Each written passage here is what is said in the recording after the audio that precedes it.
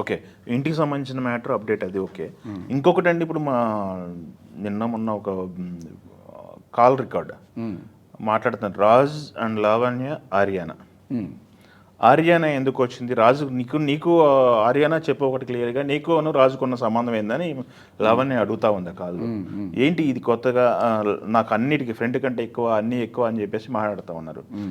వాళ్ళు రిలేషన్లో ఉన్నారా ఇప్పుడు? ఆర్యానాను రాజు తరుణ్ రిలేషన్లో ఉన్నారా? లేదు అట్లా. ఆవిడని వదిలించుకోవడానికి మేబీ రాజ్ తరుణ్ ఈవిడే కలిసే ఆవిడకి ఫోన్ చేశారు. Okay okay. సో నేను ఎప్పుడన్నా సరే ఇప్పుడు నిజంగా ఈవిడ భార్య అనుకోండి, అవును నేను వేరే అమ్మాయితో అక్రమ సంబంధంలో ఉన్నా అని చెప్పి ఎవడన్నా చెప్పుకుంటాడా? చెప్పుకోడు కదా.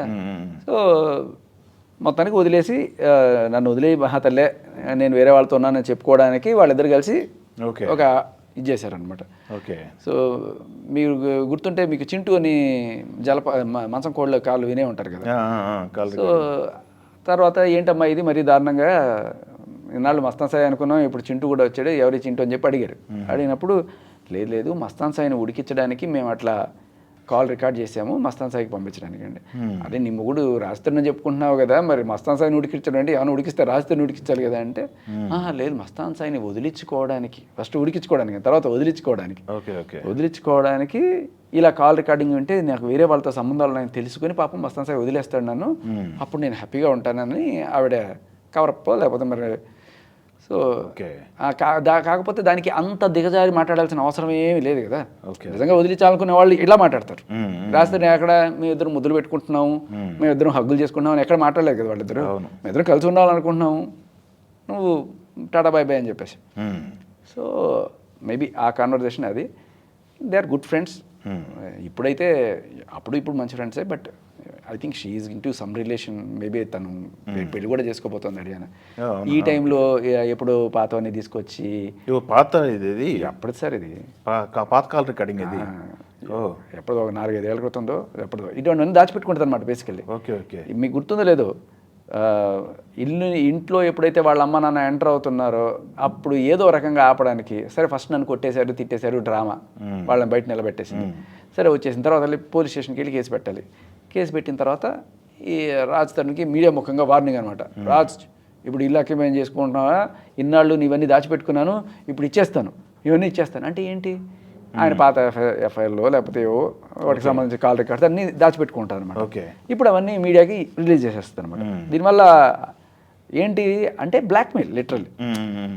ఉన్నాయా ఉండుంటాయి లేకపోతే లేదు. మనకి ఇప్పుడు ఆయనేమి ఎవరిని పెళ్లి చేసుకున్నానని చెప్పలేదు. రాజధాని నేను ఒకళ్ళు పెళ్లి చేసుకున్నానని చెప్పి వేరే వాళ్ళతో ఎఫ్ఐఆర్ ఉందనుకోండి, అది మనం పాపం ఆవిడని వేధిస్తున్నట్టుగా చూడొచ్చు.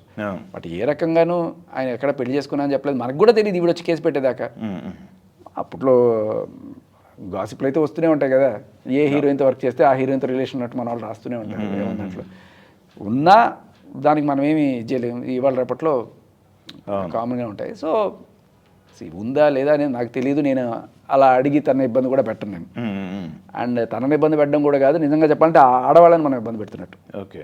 వాళ్ళందరూ they are into some other relations. ఇప్పుడు హర్యానా మేబీ పెళ్లి చేసుకుంది కొన్నాళ్ళు, కానీ కావాలని బురద జల్లి నేను మహిళా ఉద్ధారణ చేస్తున్నాను, మహిళల కోసం నిలబడతానని చెప్పి వాళ్ళ జీవితాలని బజార్ని పెట్టే. ఆ రోజు తను కూడా వచ్చినట్టుంది, అమ్మాయి లేడీ ఒక అమ్మాయి వచ్చినట్టుంది, ప్రీతి వచ్చింది. అంటే అదే అంటున్నాను, ఈవిడ మహిళా ఉద్ధారణ చేస్తుంటే ఈవిడ వెనకాల ఒక్క మహిళ నిలబడుతోందండి, ఒక్క మహిళా కార్యకర్త. ఇంతమంది మాట్లాడతారు, లేకపోతే కృష్ణకుమార్ గారు కావచ్చు, కారాట కళ్యాణ్ గారు కావచ్చు, బోల్డ్ మంది ఉన్నారు కదా మనకి. ఒక్కళ్ళంటే ఒకళ్ళు ఈవిడ గురించి పాజిటివ్ మాట్లాడారు, వాళ్ళు కూడా తిడుతున్నారు ఈవిడ ఆఖరికి. అండ్ ప్రీతి కావచ్చు, ఇచ్చిందా తను ఆ రోజు మాట్లాడుతూ నా ఫోన్ ఉందని వచ్చింది, వచ్చానని చెప్తుంటాను. నిజంగా ఫోన్ కోసం వచ్చిందా ప్రీతి, లేకపోతే ఎందుకు వచ్చింది? మేమందరం ఫోన్ ఏమైనా ఇచ్చిందా లావణ్య? ఫోన్ కోసం ఆ రోజే రావాల్సిన అవసరం లేదు కదండి.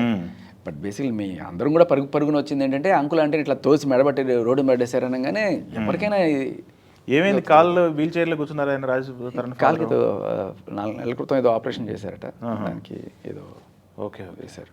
ఈ దాని అంటే వృద్ధులు అంత పెద్దవాళ్ళని పొద్దున్న 12 గంటలకి, మిట్ట మధ్యాహ్నం 12 గంటలకి ఎండలో అలా రోడ్డును కూర్చోబెట్టి పాపం వాళ్ళు లేచే పరిస్థితిలో లేరు. ఎవరున్నారు ఇప్పుడు లావణ్యతో పాటు? ఎవరుంటున్నారు ఇక్కడ? వాళ్ళ నాన్న, వాళ్ళ తమ్ముడు,